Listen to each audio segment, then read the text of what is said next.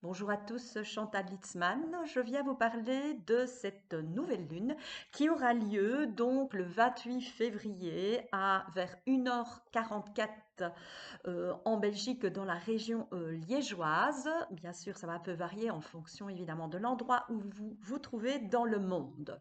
Cette nouvelle lune, c'est une conjonction entre la lune et le soleil. Elle se trouve en Poisson. Et elle va être accompagnée aussi d'un amas planétaire, c'est-à-dire qu'elle sera accompagnée aussi de Mercure, de Saturne, du nœud lunaire et de Neptune. Tout ça se trouvera donc en Poisson. Alors, la nouvelle lune, c'est un moment de départ qui va durer un petit mois et qui marque ce moment de fusion entre le Soleil et la Lune. Le Soleil, notre part consciente, et la Lune, notre part inconsciente. C'est également une fusion entre nos besoins et nos motivations profondes dans l'existence. C'est aussi un moment où on ne sait pas distinguer notre vie intérieure, notre vie intime de notre vie extérieure. Donc les deux se confondent. Alors c'est en Poisson.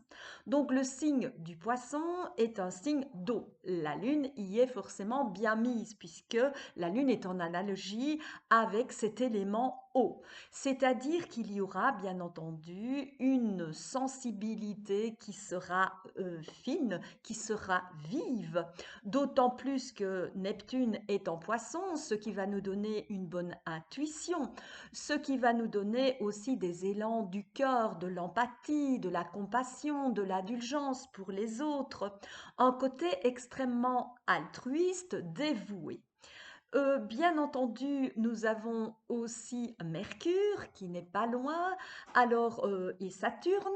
Bon, Mercure en Poisson, il n'est pas très très bien mis, c'est-à-dire qu'il est à la fois en exil et en chute. Alors en exil, pourquoi? Parce qu'il est en maîtrise dans le signe en face, qui est le signe de la Vierge, donc où nous avons l'élément avec la Vierge qui est terre, donc qui est beaucoup plus analytique, plus dans la logique, et qui est donc plus en affinité avec notre mental, symbolisé par Mercure, donc la pensée logique, la pensée cartésienne, alors qu'en Poisson, c'est pas du tout ça comme ça que ça se passe. Au contraire, c'est le ressenti, c'est le feeling, c'est l'accès à l'invisible, à l'impalpable.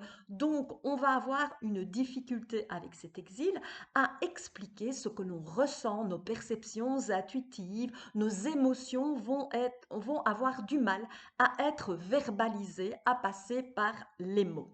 Alors, ce Mercure est aussi en chute. Qu'est-ce que cela veut dire? Cela veut dire que l'on retient l'effet pulsionnel de notre conversation, de notre communication. Parce que si on se laisse aller, qu'est-ce qu'il risque d'arriver? Eh bien, que l'on soit un véritable moulin à parole. Et le poisson, on le sait bien, on connaît cette expression, noyer le poisson. Donc, ça veut dire que ce Mercure qui est en poisson, bah, plutôt que de parler sur ce qu'il ressent, ce qu'il perçoit, eh bien, il va parler un peu de tout et de rien en noyant le poisson, donc en ne se livrant pas.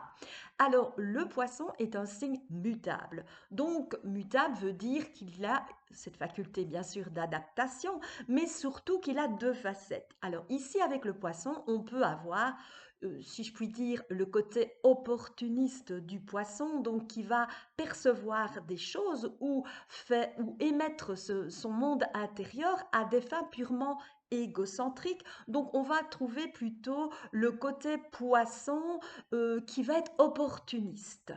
Et d'un autre côté, on peut très bien avoir une autre facette du poisson qui sera plutôt dans l'altruisme, donc le côté au contraire extrêmement fusionnel avec les autres et qui va tout de suite percevoir ce qui se passe à l'intérieur des autres tout en émettant ce qu'il ressent évidemment aussi et les autres vont le percevoir. Si vous voulez, c'est comme cet effet d'éponge. L'éponge, elle absorbe l'eau, mais si vous la pressez, eh bien, évidemment, elle rend l'eau également.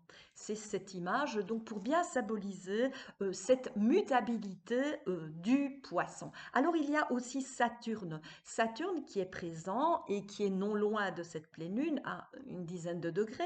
Donc, ça s'appelle une conjonction en astrologie, ce qui veut dire qu'il il y a quand même un cadre, même si on est dans l'émotionnel, même si on a accès à l'invisible, à l'irrationnel, à l'impalpable, on n'en est pas moins quand même les pieds sur terre avec Saturne qui va nous donner une structure, une discipline, un ancrage et qui va pouvoir nous permettre de cadrer tout notre monde intérieur et émotionnel et qui peut évidemment en poisson nous donner des élans d'introspection. C'est souvent le cas au moment de la nouvelle lune où vraiment on plonge dans notre monde intérieur, où on fait des projets éventuellement pour évidemment les matérialiser une fois que l'on se trouvera à la pleine lune et on pourra récolter les fruits de ce qu'on a semé à la nouvelle lune.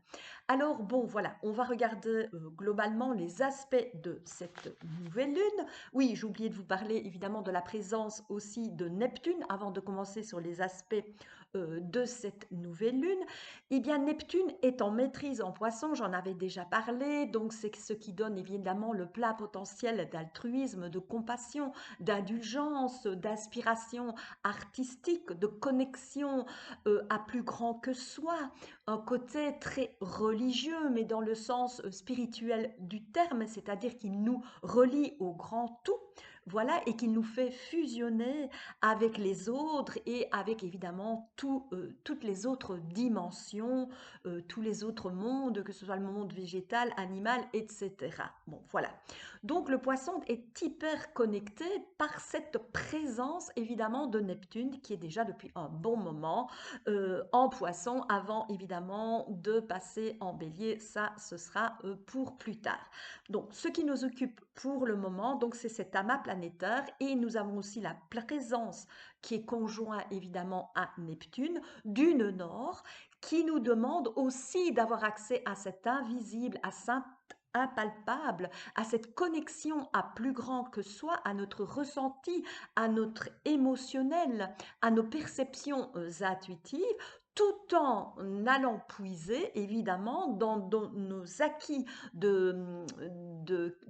comment dirais-je, de perception, de discrimination intellectuelle. C'est la Vierge en face, notre logique, notre discernement, le fait de rester aussi les pieds sur terre, c'est-à-dire en nous basant sur des faits concrets, sur bien entendu des faits palpables sur notre expérience, puisqu'il s'agit avec la Vierge d'un signe de terre. Donc, c'est ce défi qui nous est demandé mondialement, c'est de trouver cet équilibre entre rationalité et irrationalité et perception intuitive, bien entendu. Bon, nous allons regarder maintenant les aspects, les grands aspects de cette nouvelle lune pour regarder évidemment comment cette nouvelle lune va se profiler à l'horizon.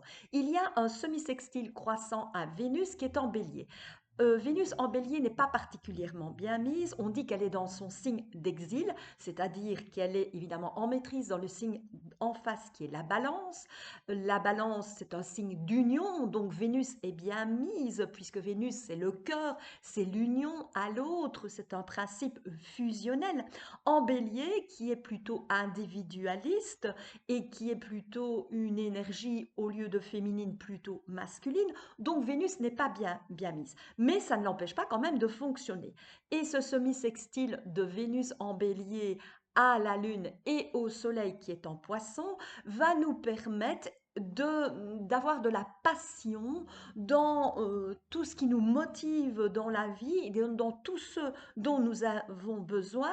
Nous allons avoir envie évidemment de prendre des initiatives avec le bélier pour faire ce qui nous plaît, pour faire ce qui nous fait plaisir à titre individuel et nous n'aurons pas peur de nous lancer des défis, des challenges. Bon, voilà. Donc ça, c'est pour l'aspect à Vénus. Il y a aussi un très beau trigone à Mars qui est en Cancer depuis un petit moment.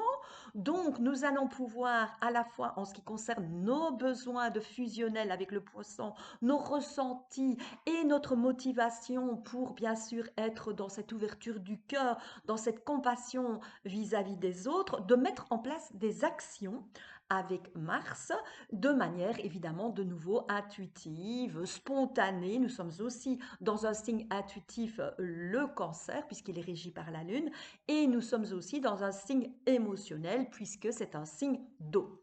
Alors, nous avons cette nouvelle Lune, donc conjonction Lune-Soleil en Poisson, qui fait un carré à Jupiter en Gémeaux.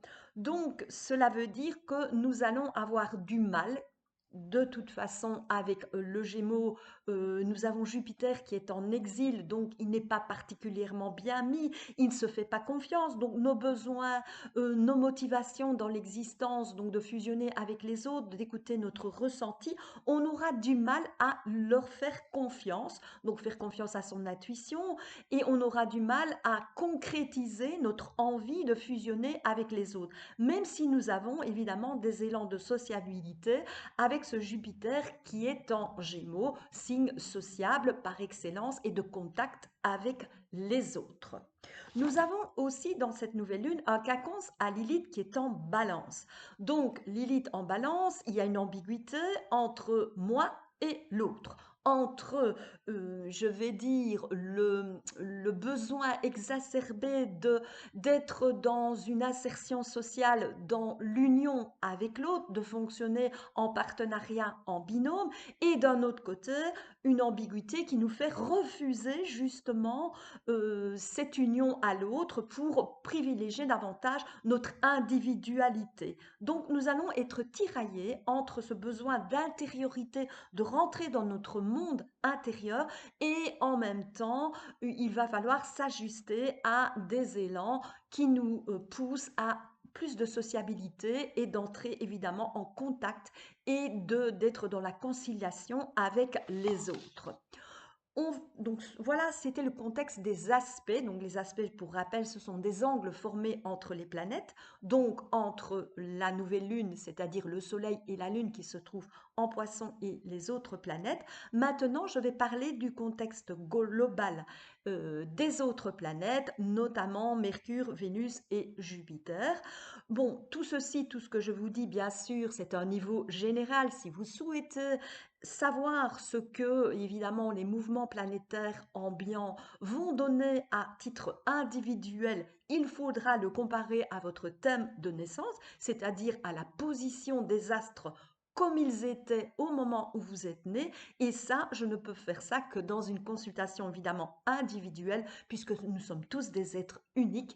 Et donc, les mouvements globaux, bien sûr, vont nous impacter à un niveau collectif, mais bien sûr, il y a des choses qui nous arrivent à titre individuel, et ça, seule une consultation ponctuelle, pointue, d'analyse évidemment bien précise, va me permettre de répondre évidemment à ce questionnement personnel et individuel. Je vais vous parler donc d'abord de Mercure, Mercure qui est la communication, et de ses aspects. Eh bien, Mercure qui est elle aussi en Poisson, je vous ai dit, elle n'était pas particulièrement bien mise, puisqu'il y a une difficulté à expliquer ce que l'on ressent, à communiquer nos émotions, sauf quand on se laisse aller, où on devient un moulin à paroles, mais où on doit quand même le poisson, c'est-à-dire qu'on parle pour ne rien dire. Eh bien, malgré tout, comme il y a un beau trigone à Mars qui se trouve en Cancer, notre communication va quand même être spontanée. C'est-à-dire que chaque fois que nous aurons une idée, nous allons la réaliser, la mettre en pratique, c'est-à-dire agir en fonction de ce que l'on pense, et ça va nous donner évidemment une spontanéité verbale, c'est-à-dire un franc-parler, si vous voulez. Donc, dès qu'on a une pensée, ben, on va le dire, l'extérioriser. Bon. Mercure n'en est quand même pas moins conjoint à Saturne, ce qui va quand même pondérer, je vais dire, ce côté dynamique et spontané de la communication, et qui va nous permettre quand même de tourner notre langue, cette fois dans notre bouche, avant de parler, et de structurer nos pensées avant de les mettre en mots. Alors, Mercure a aussi un sextile à Uranus, ce qui va nous donner une liberté d'expression, ce qui va nous donner évidemment une envie d'aller dans la nouveauté au niveau de nos idées, et surtout de se tourner vers tout ce qui est technologie de pointe, réseaux sociaux, etc. Mercure est aussi en conjonction à Neptune, donc de nouveau, ça va renforcer le côté empathique, le côté très intuitif, des élans artistiques, poétiques dans notre manière de communiquer. On va parler maintenant de Vénus, c'est-à-dire sur le plan sentimental. Cette Vénus, je vous en avais déjà touché un mot, elle est en exil, elle n'est pas bien mise en bélier, mais elle fonctionne quand même. C'est-à-dire que la manière de nous lier avec les autres, ça c'est Vénus bien entendu, puisque c'est comment on va dans l'union avec l'autre, les sentiments que nous éprouvons pour les autres. Eh bien, comme elle est en bélier, ça va nous donner un côté spontané, un côté dynamique, un côté, j'ai envie de dire, compétitif. Donc, si nous voulons séduire, conquérir quelqu'un, ben, on va se lancer des défis, des challenges pour être le meilleur et pouvoir séduire la personne de notre cœur, par exemple.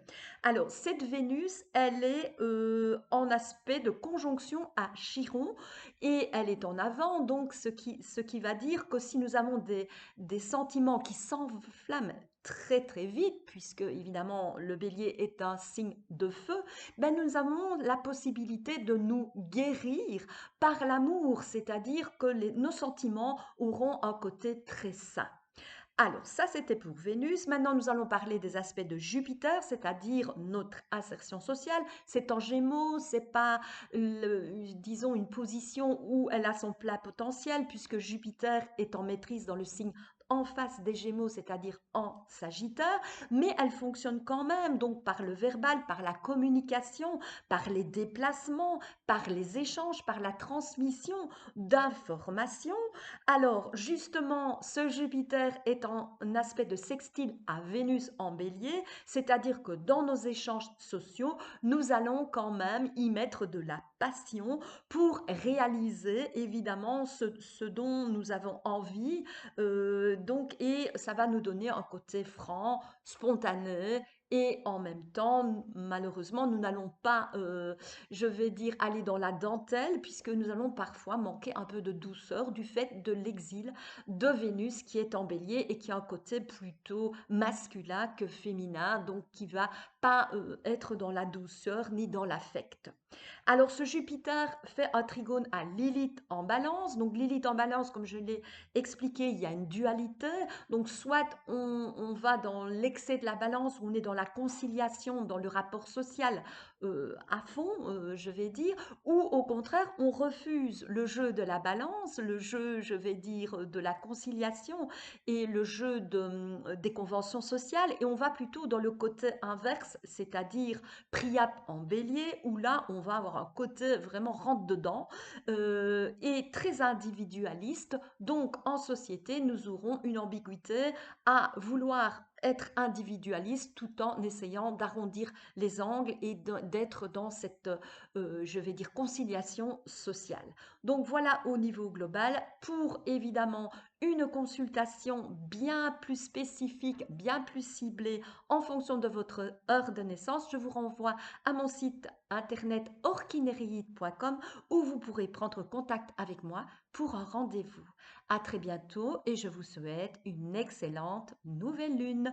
Alors si mes explications vous ont plu, n'oubliez pas de mettre un pouce vers le haut et pourquoi pas de vous abonner pour les prochaines diffusions. À très bientôt.